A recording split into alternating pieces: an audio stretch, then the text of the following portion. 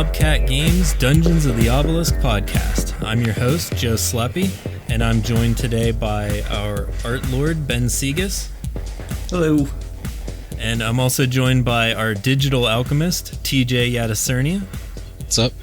And for the listener, if this is your first time joining in on the Dungeons of the Obelisk podcast, this is a sort of an audio devlog where we get together every 2 weeks and talk about the things we're working on in our game, which is Dungeons of the Obelisk, a 2D turn-based dungeon crawling, loot grinding adventure.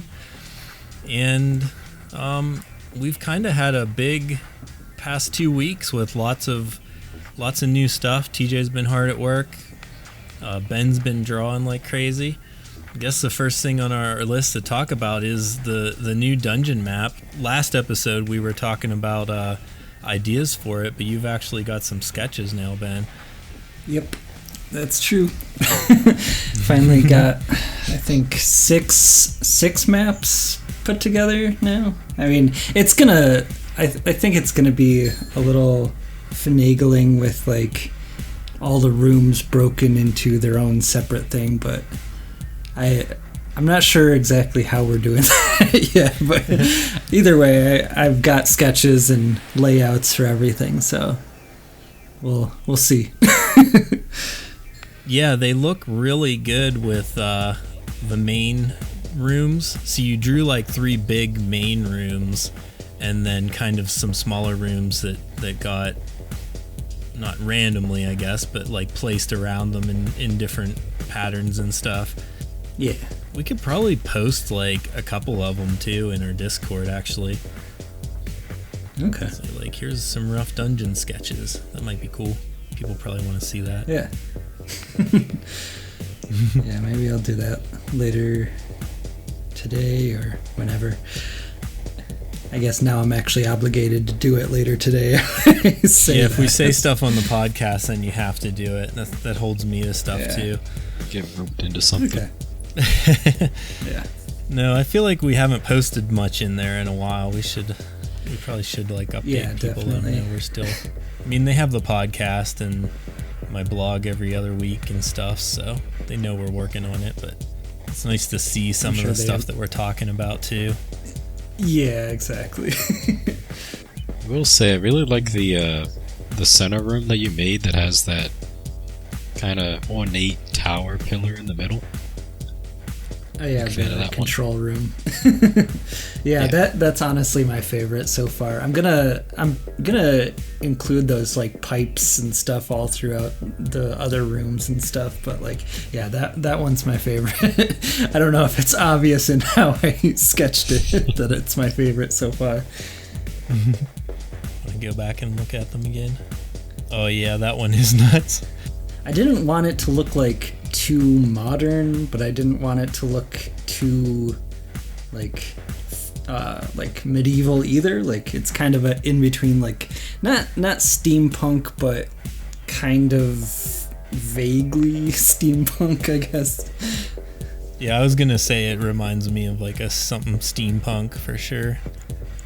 It's kind of so the control room. We have the control room and the whirlpool. What's the other one called?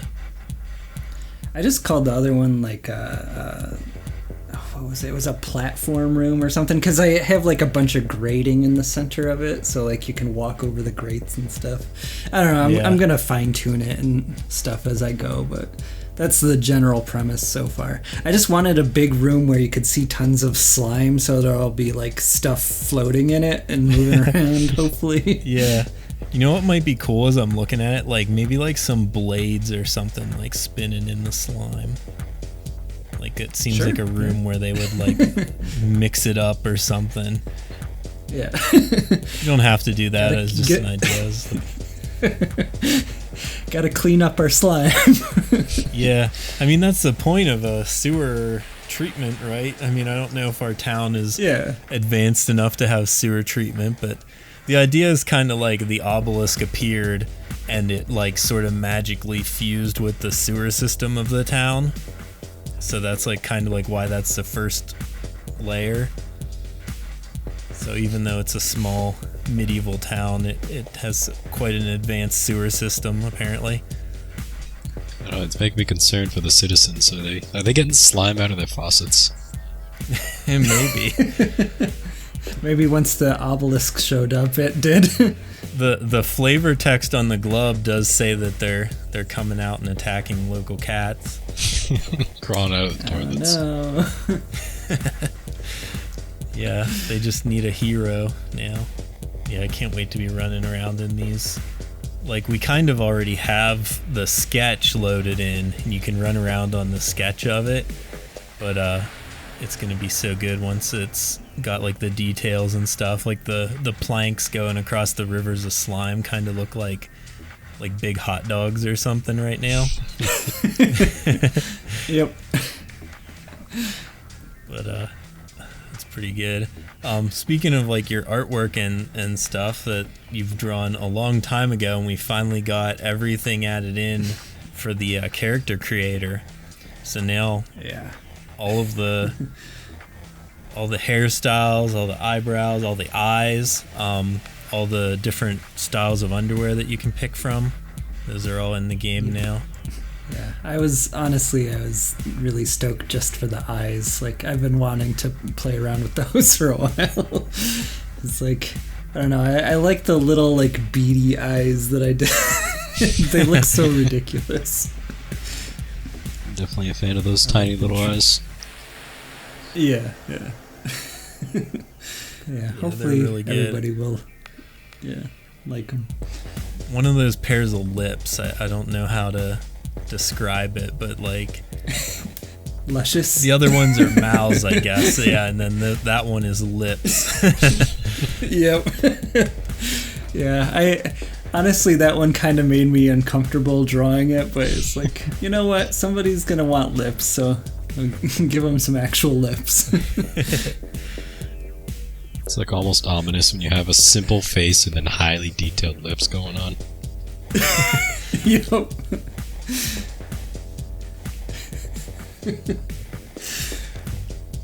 We should do like when we start making ads and stuff, there should be like the characters like running around the dungeon, and then it does like a SpongeBob style like gross up of their face. Oh yeah, with like all the detail and stuff. that'd be fun. I'm definitely into that. Let's see, what other gameplay elements do we have? We added, TJ, you added in the functionality for consumables now, so we can actually get things from the shop and then use them from the inventory, which is really exciting. Yeah, it leads to some interesting things with the gameplay, because, you know, you got all these consumables that have all of these effects, like making you get more loot. Not get more loot. Improve your loot find. So instead of just like, you know, you're getting your grays, your greens, you can bump that up and start getting more blues and yellows in. Although it's definitely had its issues trying to get it in. Currently, as it stands, you can't lose a buff, so if you bump up your buffs and you have a massive movement speed, you're stuck with it. You're gonna live with it forever. Yeah, we don't have anything in the game tied to like actual time yet, so you don't gain energy over time, and your buffs don't expire, I guess. So you just kind of live in a timeless void, I guess. Not only that, but as of now, the shop it's a shop, but it's also free. So you go in, you buy items for free, which, you know, it's my kind of shop. I'm all for free shops, but I don't know if we can keep that going. Yep. Yeah, I don't know if they would have socialism in the realm or not. Or you need your dungeon exploring items and you just kind of cash in for them. I mean, I guess maybe there could be a system for that where the king needs people to go out and explore and do stuff, so they fund it. I don't think that's gonna happen. No, you may be the hero, but they're not about to give away free loot. Yeah, the NPC shopkeeper dialogue is, I've been thinking about it. I think it's written in the master doc somewhere, but it's gonna say like, I have everything you need to explore the obelisk at a price, of course. Is there gonna be a cost for the blacksmith? Blacksmith might be like, I guess like the recipes and different things, but the blacksmith I think scraps your items for free. In most games, I feel like it's always been free. I don't know if it makes sense that it's free, but gameplay-wise, I think it does.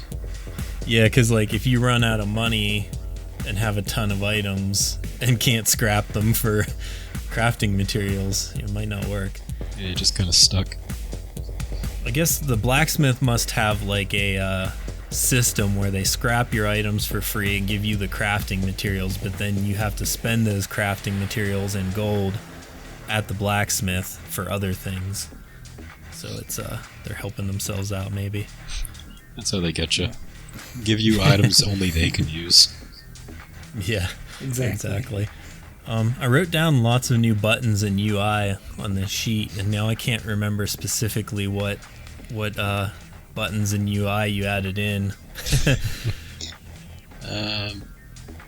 It kind of has this weird like thing, like a phenomenon that happens where it's like we've looked at, you know, the blank buttons that were just like white backgrounds and stuff for so long, and now you've finally added in all the stuff, like the borders and the buttons all have like kind of designs on them and stuff, and now it looks like how it's supposed to, and you feel like, oh, this is how it always looked, you know?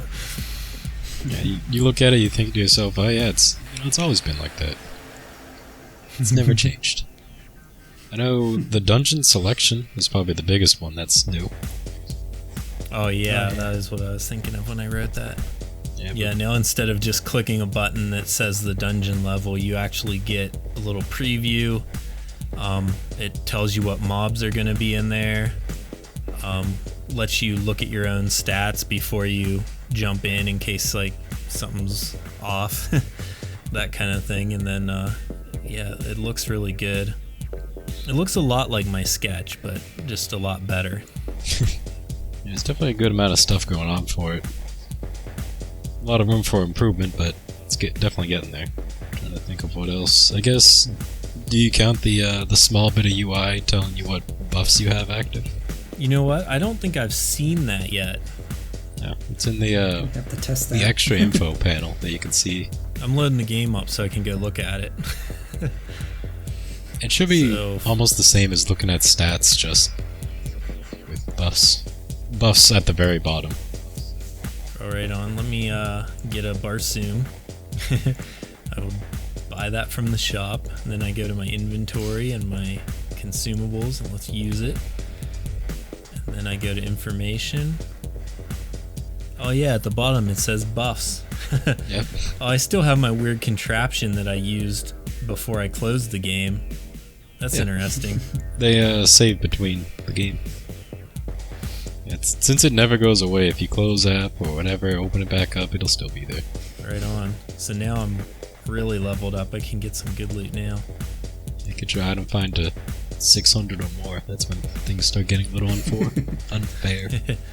Yeah, I guess I'm still level 3 on this character, so I don't know that that's going to help me that much, but I guess I should be getting better rare items, right? More rare items? Yeah.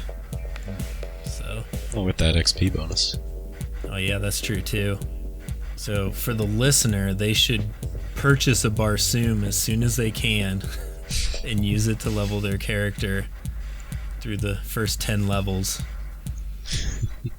Probably shouldn't be playing the game while we're trying to podcast. I'm going to minimize it. Probably a good idea. I think it's a good sign though that like I just want to play this game all the time. Like I feel like if I was getting bored with it by now or something, that wouldn't be good at all. No, not at all. Well, we're doing something right then. Yeah. Have we mentioned the town yet? Either not at all or vaguely. Yeah. So you've started the very basic beginnings of our town, which is going to be the hub for the player that they're going to spend, a lot of time wandering around, looking at the shops, seeing other players and stuff.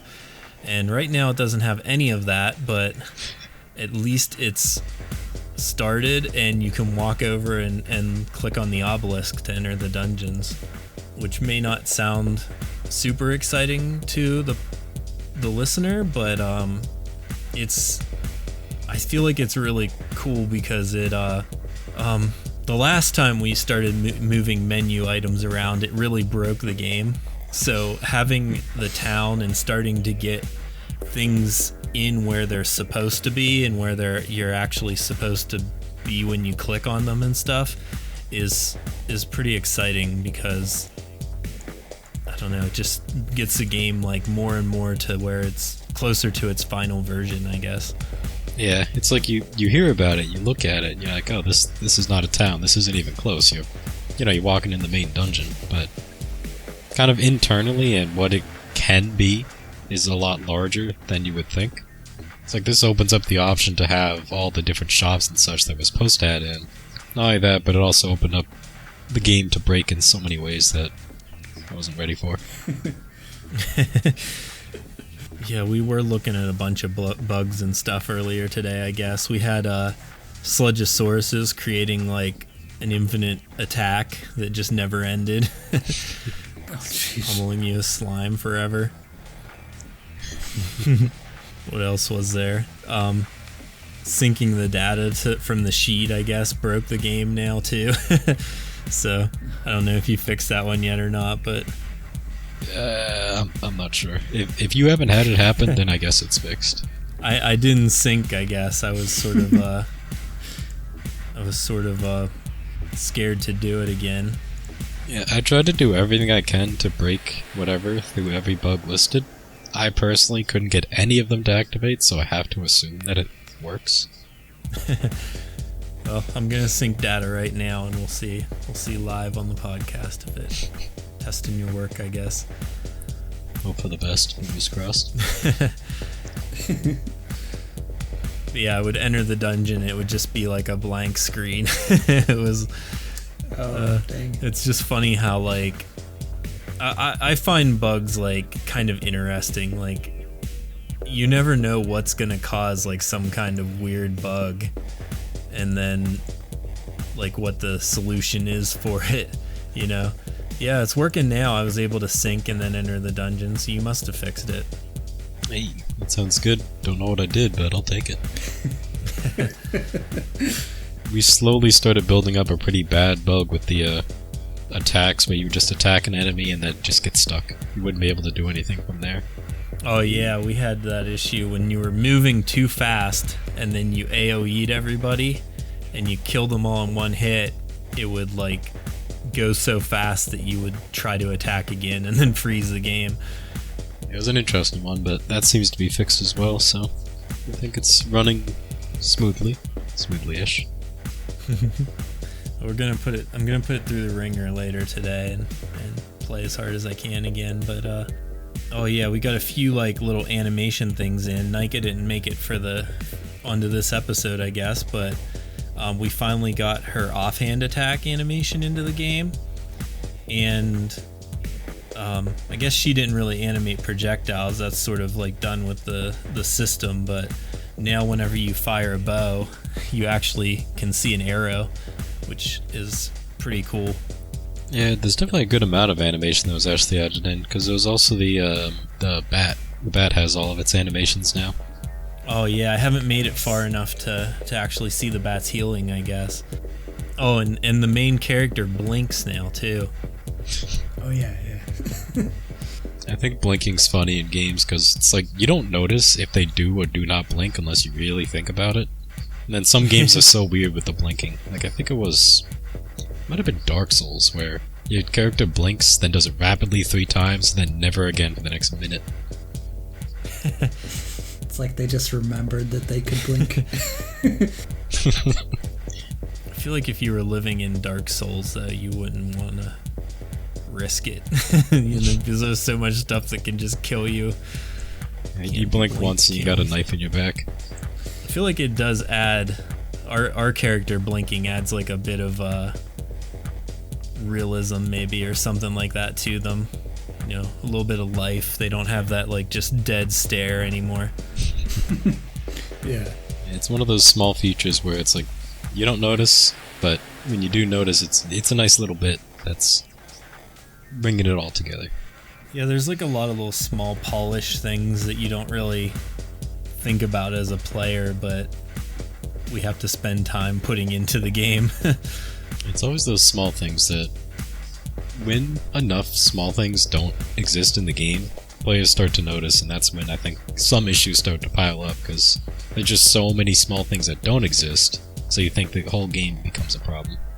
Yeah, it just kind of like loses a bit of life from it, you know. This one, like, I feel like our game is really coming together, and there's gonna be like a lot of life to it, where in a game that could just be like menus and you know, just like menus and attacks and numbers, but I feel like we have like a lot of life in the animation and the art style and everything that just adds so much to it that didn't necessarily have to be there, but it just takes it to the next level, I think. That's the goal. We're trying to make it feel like it's an actual world, you know, like there's things to it. Flesh it out. Yeah. I think you trying to do that, and then me trying to do that through the flavor text and things like that. We really are like building kind of like a little universe around this. It could have just been a basic dungeon and that's it, but I don't know, I just feel like that stuff adds so much. Definitely. Especially in a game that like doesn't have a lot of story or anything, you know. I'm trying to keep it pretty minimal, because I really hate it whenever I like download a game on my phone and it's like I'm reading a book and they're just like telling me all this dialogue, line after line after line, and then it's telling you to click on different things, and then you finally think you're gonna play the game, and then somebody pops up and starts talking to you again. That's not gonna happen in our game. Yeah, I kind of like it when the game... Like, I like a game that has a story going on, and there's all kinds of stuff in the universe. But I also don't like it when it's shoved down my throat. Like, if it's little bits of things that you can read, or small other stuff that's shown in the world, it's like a nice way to show the player what's going on without directly telling them. Right. It's kind of like when you hit them with a whole bunch of exposition and dialogue and stuff right off the bat, it's like, why do I care about this? And it's like no amount of writing quality, you know, we could hire like the best writer in the world, and if we're hitting them with this dialogue right away that doesn't, like, they haven't played the game yet, they don't know if the gameplay is fun, they haven't done anything yet, and you're trying to read, and it's just like it's too much in some games. And I think sprinkling that stuff in small places where you can choose to read it or not is so much better. Yeah, I mean, it's more interactive that way anyway.